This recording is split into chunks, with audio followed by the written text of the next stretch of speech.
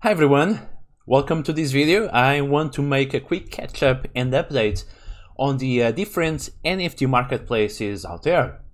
So as you know, the NFT space is absolutely growing exponentially and it's moving very fast. So it's very hard to keep up with all the marketplaces and everything that you can do in the NFT space. Creativity is the limit, sky is the limit. And at the moment there is a lot of hype, so you need from one side you have a lot of flexibility and a lot of opportunities out there and a lot of different areas that you can explore on NFTs, different types of NFTs that you can buy or create or invest. And on the other hand, you need to be extra careful. You need to do your own due diligence, you need to be careful with frauds, and you need to also to understand from which marketplace are you buying these NFTs from, and what are the characteristics of these NFTs, of these marketplaces, and what are the terms and conditions, and also understand if you can buy and sell them later in the future, and if they are actually the NFTs are actually on the blockchain, decentralized, and if you have control over them or not. Okay, so I want to make this video where we are going through like 20 different marketplaces, NFT marketplaces, and we are going to quickly spend like 30 seconds, 1 minute per marketplace, and talk about what blockchain are they using, what wallets are compatible with these marketplaces, and what are the costs to mint NFTs in these marketplaces. Okay, let's get into it. Let's start with OpenSea. Okay, everybody knows about OpenSea. OpenSea is the biggest NFT marketplace out there. And being the biggest NFT marketplace, you have literally millions of listings, and you have a lot of opportunities. You also have probably a lot of frauds and fake art. 15 million, if you search for the results, 15 million listings. Okay, this is crazy, but this is also where you need to be if you want to be in the NFT space, and if you want to reach a more broad public. Okay, and OpenSea works with the Ethereum blockchain, and the wallet compatible for the Ethereum blockchain is MetaMask. Okay, so to use OpenSea, to interact with OpenSea, you will need to use your MetaMask wallet. I'm going just to quickly log into my MetaMask, and I'm actually going to switch, just to quickly show it to you, I'm going to switch to my Ring-by test network, and I'm going to log in. So basically, most of these, or at least some of these marketplaces, they work with the authentication works with MetaMask. So you can see that the MetaMask is like the Google authenticator when you sometimes authenticate to some websites. Okay, so he's detecting that I'm using the Ring-by test network, so I'm going to switch to, as you can see here on the top left corner, OpenSea testnet. And it's basically pretty much the same as the main OpenSea website, but it's just a test website where you can explore. So I could just go ahead here and buy an NFT. Okay, so let's see, let's find something cool that I can buy here. Oh, these ones are all so expensive. Someone was testing like with like huge price NFT here. Okay, but let's get the cheap one. Okay, I like John Travolta dancing, but this one is too expensive again. Okay, I'm going to buy like this flag. I don't know what this is, but I'm just going to go ahead and try to get this flag. I'm going to place a bid. Okay, I can make an offer, right? You have different kinds of listings. You can have like the buy it now listing, or you can actually place a bid. So I'm going ahead and place a bid, and I want my bid to be 0.12 Ether, or WETH, which in this case is wrapped Ether. Okay, I'm going ahead and place the bid, and I think he's going to prompt my MetaMask wallet to authorize this. Okay, so my wallet is asking for the passwords. Okay, let me put it here so that you can see.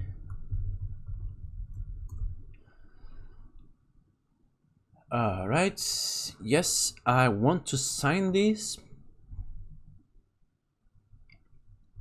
And okay, your offer was submitted successfully.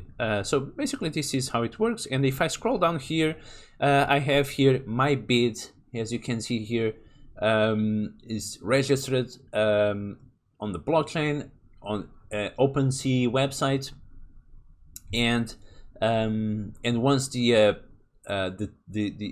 time for the sale ends, if my bidding is the highest, I will win this. Of course, again, we are testing. This is only the test network, so it's not real bidding.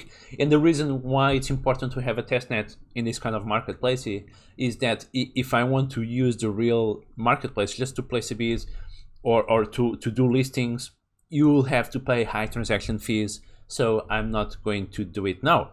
All right, so now that we have looked at OpenSea, let's get into the next marketplace. Okay, so let's take a look at Rerible. Okay, so Rerible, Rerible used the Reri token, and Rerible is also one of the main blockchains out there. He's detecting that I'm on the wrong network because I'm on the tests network. So for to check Rerible, I need to switch to the main Ethereum network, and this works with the Reri token, which is an ERC20 token. So it also interacts with the MetaMask wallet. On Rerible, you can mint an NFT without paying anything. You are actually minting only on a website, and only when you are listing the NFT you pay something to list the NFT. So Rerible is also one of the main marketplaces, and once you create an NFT on Rerible, and you can list it on Rerible marketplace, and also you can list automatically on OpenSea, which is quite cool. Okay, let's look into the next one. Let's take a look at Apricot. I'm going also to show you the less well-known marketplaces, because who knows which one is going to be the next big thing. Okay, so Apricot, it works with a blockchain called Polygon. You can see here they have a brief presentation here, so you can click here. Apricot is for creators and stars looking for a unique way to engage with their audience and generate revenue. And you can sell NFTs with perks directly to your audience. So you can sell your NFT with additional perks, with additional utility. You can check on my Udemy NFT course. I have a section talking about NFTs for the music industry, and this is quite interesting for the music industry because you can sell like a song with a video, and also a meet and greet, or backstage access, or ticket for a concert, or some kind of exclusive content for the people that are buying an NFT. And you can sell one single NFT. I don't know, The Weeknd, the hip hop artist, was selling this. Sold this one single for $490,000 US, I think, or for 50,000, for $450,000 US. I don't know, but it comes with a video and comes with additional perks, which is quite cool. Yeah, or he also made this limited edition where he's selling like a thousand of like a small video with a little bit of song. So you can do whatever your creativity allows to do it. And yeah, they talk a little bit about what are NFTs. NFTs are blockchain-based digital scarce assets, often referred as digital collectibles. Okay, we already know this. So here you can create an NFT and add additional perks. So I'm just very quickly click here and log in. I thought I was already logged in because I have here my icon, but anyway, no worries. Let's take a look at it. We could create an NFT. Apricot is extremely simple to use. I'm just concerned of the fact that they don't show the blockchain part and they don't show much like the blockchain interaction. So it looks that it's somehow it's a little bit your blockchain wallet is a little bit centralized on Apricot. But I could just put a title for my sale in the description. I'm just going to put something very random here, and I will choose a file for my NFT. I want to choose my okay, I'm going to put this photo here of a very cool artist that I saw yesterday in the art exhibition. And of course I don't own this and I'm not going to list it. I'm just playing around a little bit, and I want to sell a limited edition or auction. I'm going to select auction, one NFT sold, and I want to the auction run for 5 days. Okay, starting bid wants to start at $1. When should the NFT drop? So when should start this drop? I'm going to put the 5th, 25th or 24th at noon or midnight, whatever. And royalty percentage, you can define a royalty percentage that you want for future sales. So every time someone sells an NFT in the future, the NFT that you have minted, you can have these 10% royalties. Okay, then I want to add additional perks. I will share with this person a personalized greeting video because I'm a very cool artist and I do a specialized video. So yeah, this will be pretty much it. The person buys the NFT that wins the bidding war is going to have access to the file, the good quality file, and also personalized video greeting. I'm not going to click finish because I don't want actually to sell this and I don't own this image. Okay. All right, then we have Mintable. Mintable is also pretty cool and one of the biggest NFT marketplaces out there. And the Mintable, they have two versions. They have the version with the Ethereum network or with Zilliqa. Okay, there are two different blockchains, right? The Ethereum network, as you know, and everybody knows, the transaction fees at the moment are quite high. So to mint and sell and buy, you need to pay transaction fees. But well, whatever. If you really like the art and the art has value, it's not much more than what you'd pay in a Christie's auction anyway. So if you are buying artwork for 20-something thousand US dollars, yeah, paying like $100 or $200 US of transaction fee is not too bad. The problem is that when we are trying to buy like a lower price art, and the transaction fee really impacts on the price, right? Mintable is also a DAO, a decentralized autonomous organization, and if you own the Mintable tokens, you can vote on the DAO, and so you can buy mint these tokens, and for some these decisions you can vote according to the number of tokens that you own, which is quite cool. Okay, just very quickly, you have Mintable Ethereum and the Mintable CNBC's first ever NFT. CNBC first ever NFT, cool.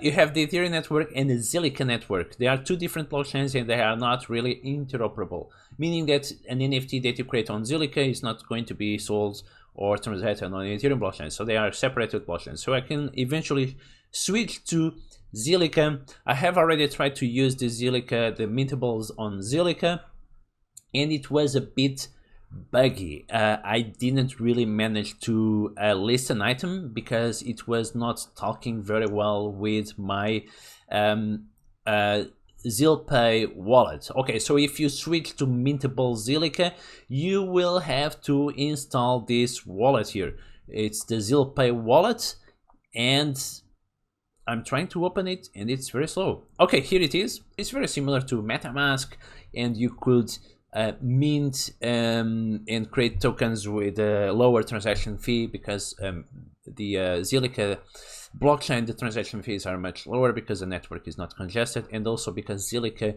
is a PBFT blockchain. In terms of consensus mechanism, Zilliqa is practical Byzantine fault-tolerant blockchain, which by some is seen as less secure. Okay, but Mintable, one of the biggest marketplaces out there, and you have Mintable Ethereum and Mintable Zilliqa. Let's look at the next one. Then you have NFTs marketplaces like these, Hic and Nunc. They are more alternative marketplaces where as you can see, the UI is quite different, and this works on the Tezos blockchain. Tezos blockchain also allows the creation of NFTs and mint NFTs, and probably the transaction fees are also quite lower. To be honest, I think this is a little bit like a small marketplace, but take a look at it and see if you like. Okay, then we have, let's look at Super Rare. Super Rare is also one of the biggest marketplaces out there. I think it's by invitation only, so you need to be already a recognized, well-recognized digital artist to mint, to be able to mint tokens on the Super Rare website. It's quite a reliable one, and also interacts, I think, with the Ethereum blockchain. And if I'm not wrong, you can also buy NFTs with the credit card. So take a look at Super Rare, is also a quite cool one.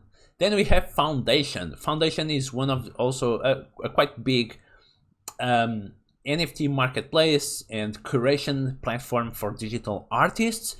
Everything that you find on foundation.app you also find on OpenSea, obviously.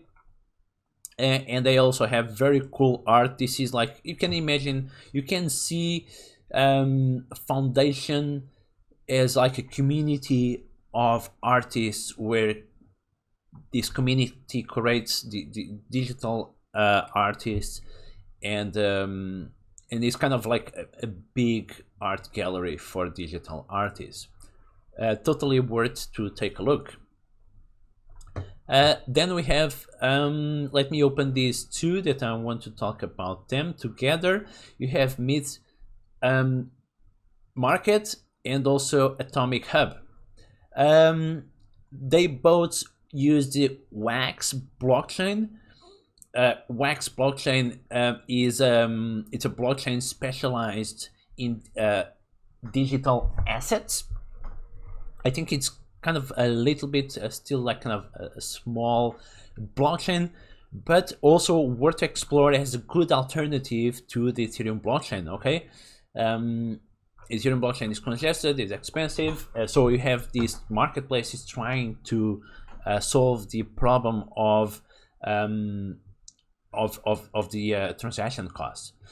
All right, let's now take a look at also one of my favorites, Nifty Gateway. Nifty Gateway, you also have invited only by invitation only digital artists. You have very cool digital artists, and you have these drops. So every day they do, like at a certain time they do a drop, so they open the gates for people to be able to buy from certain artists. So you can see here that they are now doing this drop for this digital artist, and it's now live, and I could eventually click here and check his art, and if there is anything that I'm interested in, I could buy. It looks that this one is open, and they open like, I don't know, for like 1 hour, and during this 1 hour you can buy.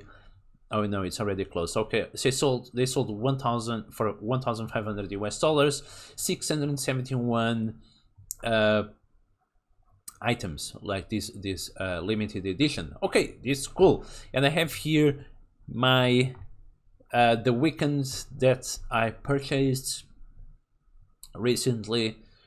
One of the good things about I have some people offering money for my NFT. So another good thing about Nifty Gateway is that you can use your credit card. Okay, you can use your credit card, so eventually you don't need to have Ether straight away to buy the NFT. You can use your credit card and buy with the credit card, which is cool. How cool is this stuff, right? All right, so you can see here it's owned by me. I bought it for 222. I'm selling for 450, which is more than twice the price because I'm not too interested in selling. So I will only sell if actually someone is able to pay this price. And you can see the history of the item down here. All right, let's move to the next marketplace.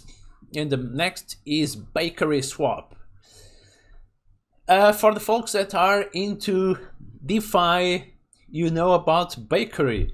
Bakery is it has to do with the Bake token and a lot of DeFi stuff going on. To be honest, I'm not too familiar with this marketplace, but it seems to have so many cool features. And it looks that I'm here connected to my wallet, my MetaMask wallet, which is good. Please take a look at this website and let me know what you think. I would love to know more about Bakery Swap. It seems to have very cool features. Then we have NetHive. NetHive, I'm also not too familiar, but I'm here to show you the different marketplaces. NetHive works on the Wax blockchain, so again, it's not Ethereum blockchain, so it should be cheaper in terms of minting and buying or selling NFTs. Okay, let's move on, and I'm going to open now collectibles.io. Collectibles.io is another, oh, interesting, no longer available. Oops. Let's move on. Well, yeah, this is why you should buy only like for more like reliable, bigger marketplaces. All right, let's move. Wax Stash. Wax Stash. It's another marketplace, also using the Wax blockchain. It seems that there are many marketplaces using Wax blockchain. I didn't do enough research on the Wax blockchain, but I'm quite curious to see because there are so many using Wax blockchain. It looks like this one is more specialized in baseball cards. Interesting. Then you have Known Origins. Known Origins, I think it's like more like a tracker for digital art. And also to buy and sell. It looks that to have the UI is pretty cool. I like this UI. It looks a little bit like Rerible, a mix of Rerible and Nifty Gateway. It uses the Ethereum blockchain, and I guess you can connect with your MetaMask. Here it is, the MetaMask. Okay, cool. Then let's take a look at Maker's Place. I've heard about also Maker's Place. Another marketplace using the Ethereum blockchain. They have, I think, a 15% transaction fee for the successful sales, which is a bit high, but they have very cool artworks here. Look at this. This is extremely cool. I would love to own some of these. I want to buy one of those digital frames, a big digital frame, to start putting my NFTs. Okay, let's move on. We have so many marketplaces to cover. We have like we have a few more ahead of us. Then we have here Cargo. Cargo, I'm not too familiar with Cargo, but it's another place to create, share, and buy NFTs, and it uses a different blockchain, the multi blockchain, I think. I'm not too sure. Anyway, let's move forward to be honest, I don't find this cargo too attractive. Okay, but anyway, maybe it's a good marketplace. Take a look and let me know. Then we have Mintbase. Mintbase, you can create inside the website. You can create shops. You can create your own art gallery, and I think this one also uses the Ethereum blockchain. Then let's go very quickly. We have so many to cover.